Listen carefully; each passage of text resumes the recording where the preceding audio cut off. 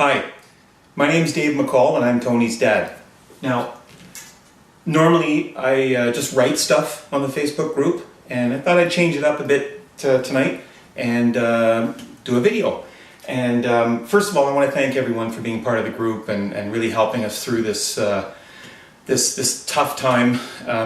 Things get better as the days go by, but you know, it never really leaves you, and you just have to learn to get through it. And you folks have been a really great help, not only for my family, but for the Tony's Promise campaign as well, and I thank you for that. So yeah, I just thought I'd do something different here and bring to your attention once again the people, the great people from Breathalyzer Canada. The Breathalyzer Canada folks found out about the Tony's Promise campaign and decided to donate 2 police quality breathalyzer machines to the campaign. This is the Lifelock 10, the FC10 by Lifelock Technologies. They work with Breathalyzer Canada. They're the manufacturers, Lifelock is. You can see these things on the web at breathalyzercanada.com. That's breathalyzercanada.com. And they've informed me that there's a unit that you can get for personal use. You can buy it and have it at home for parties, or lend it to friends, or bring it with you when you go to parties. It's called the Lifeguard, and you can check out the website and see how you can get it there. But I thought I'd do a little demo here for you of this thing. It's pretty cool. We have 2 of them, as I said, and we lend them to parties. They went to one of them went to Alana's after prom when she graduated high school just this past June, and they had a lot of fun with it. It doesn't have to be intimidating. I'm sure it can be, but the reason that we lend these out is so that people, young people especially, can see how these things work in an environment where you're at a party and you're not in a car being pulled over by the police and it's dark and, you know, a little bit intimidating. I know all of you would not put yourself in a situation where you need to be pulled over, but anyway, so we have these things here, and I'm going to give this one a try. I've had 1 beer about 20 minutes ago.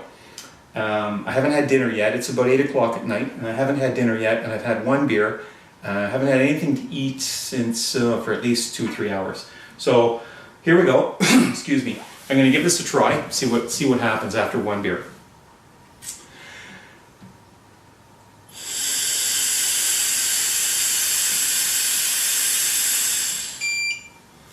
Well, that worked. Keep the glasses on. It shows, I'm going to put this up close. So I just blew 0.032. I hope you can see that. 0.032. So that's well within the limit.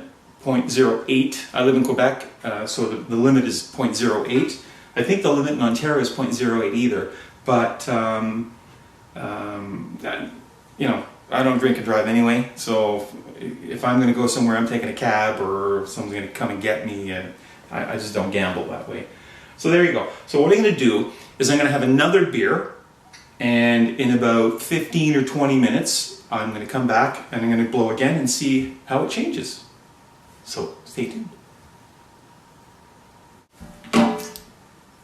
Okay, so I'm back.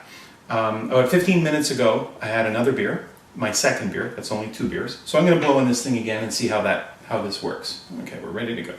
So the first one was 0.03. Here's the second one.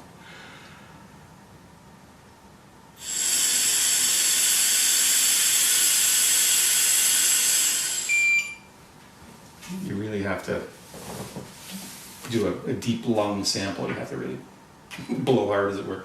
Okay. All right. So here, 0.048. So I'm only up 1 point, or whatever.